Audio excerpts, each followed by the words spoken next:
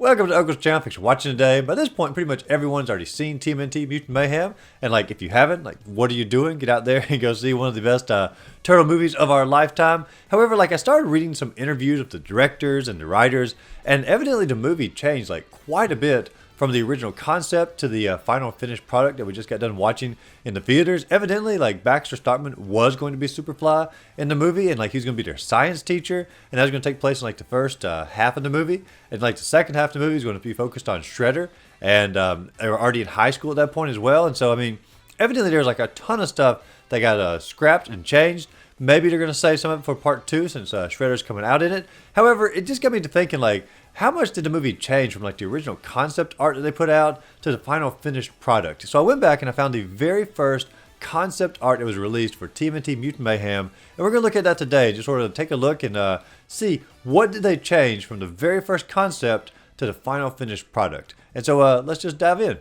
Now, first off, there are some spoilers in this video here, so if you don't want the movie ruined for you, maybe come back and watch this at a later time. But we're looking at the original first concept art, and the foreground here are the 4 turtles. Now, the 4 turtles, some of their expressions are sort of similar, but their body style is completely different than the finished product inside the movie. They're so scrawny here in the original concept art, especially like Raphael over there to the far right. Like, his body type is 100% different. Even though he has the same do-rag, his body type is totally different in the concept art. I'm actually glad they changed it for the final movie, because he just looks, I like the buffer, larger version of Raphael, and this just doesn't look like what I know Raphael to be.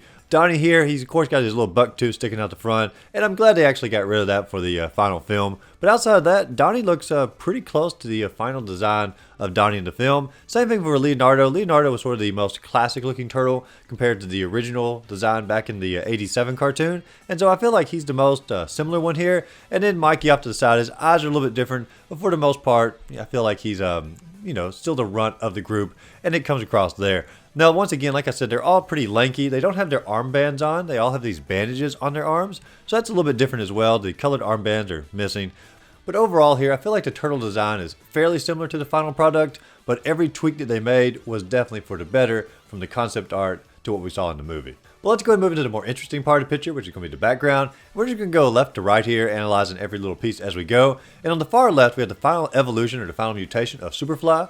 And this is when he basically goes into the ocean and all the mutagen comes down around him. He merges with a whale and all these other sea creatures. And this, for the most part, is going to be pretty similar to what the final film is going to be, except Superfly's eye is missing from on top of the whale's head here. And I'm not sure if that means like this was not going to be a final evolution of Superfly, which is going to simply be a conglomerate mutant that happened inside the ocean. But the overall idea is still there, but the Superfly aesthetic is missing from the mutant whale here.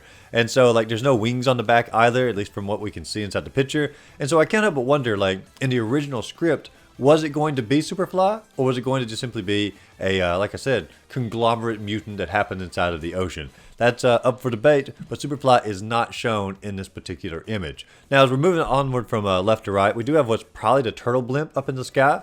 And the turtle blimp is nowhere in the movie, and honestly, I think that's probably for the best. It wouldn't have made a lot of sense for the turtles to have their own blimp so early in their crime-fighting career here. And then you move on, you do have 2 little winged creatures in the sky. This is probably an early version of a Scumbug as well as Wingnut. And obviously, Wingnut's design changed drastically. Much smaller, much more mechanical-like, at least from what we can tell in the picture here. This looks like more of a traditional Wingnut. It might have been screw loose with him as well. But my guess, especially with the little wings, you know, looks like little bug wings, that is probably going to be Scumbug. They probably had her envisioned in the film pretty early on, but my guess is that's what those 2 mutants are. And then we have on the top of the little water tower on top of the apartment building, we have Shredder. Now, like I said, Shredder was originally intended in the script to be about like halfway through the movie. And so I think this picture here is coming from early versions of the script. Shredder probably appeared halfway through the film, and they have him right there smack dab in the center because he's the primary antagonist of the movie. And it sort of leads credence to why the Technodrome is there as well. They're trying to bring in as much turtle lore as they possibly could. Bringing in Shredder, they already have a Cynthia Utrom in the movie, so Crane was probably potentially going to be in it as well, especially with the Technodrome going back and forth between Dimension X. I know some people have said like the Technodrome in this particular picture was just like one giant eyeball and there was no other part to it.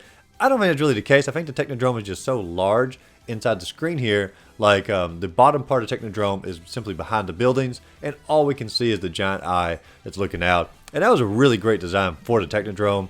I mean, I like the way it looks 100% inside this film. And then on the far right here, we have what I'm going to assume is a Ray Fillet, but I'm not really sure. It's such a blurry image, and so I'm not really sure what's going on there. Clearly going to be one of the bad guys or antagonists of the film.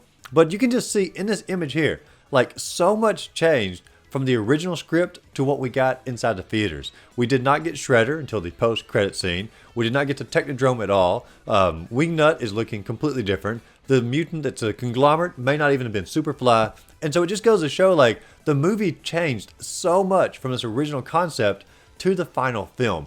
And I don't know if anyone's ever going to be able to like get their hands on like the original script to read through it. I mean, I would love to see that, just to see what the story was going to be. But I do know that Baxter Stockman was their high school teacher, eventually did turn into Superfly, and he's not present in this. So I don't know if this picture here is even before like Superfly was like part of the movie, and they're still just simply focused on Shredder being the pretty much only antagonist.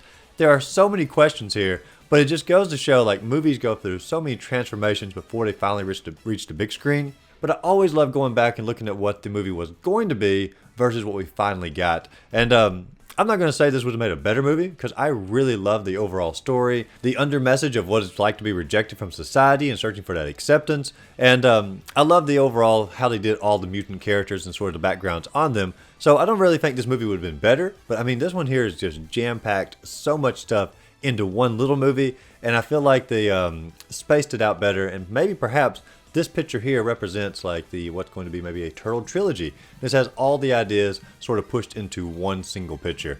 And perhaps the original script was long enough to have all of these different plot lines in it, and they simply decided it's too long, and they simply divided up into 2 or 3 separate movies, and that's what we're seeing here. Overall, I wouldn't change a single thing that we got inside the actual film, but I also love looking back and seeing what movie we could have got based from the picture. But I know one thing for sure, I'm glad the turtle designs went in the direction they did, and they did not stick with all the same ones here. But what do you all think? What do you think was in the original script for Mutant Mayhem? What do you think they changed before the final release of the movie? Let me know in the comments down below, or maybe some ideas of what you would like to have seen in Mutant Mayhem. Let me know all that down below. But as always, if you enjoyed the video, be sure to like and subscribe to the channel. Check out my other videos listed up above. As always, go out there, find a great game to play or movie to see, and just simply have a great rest of the day.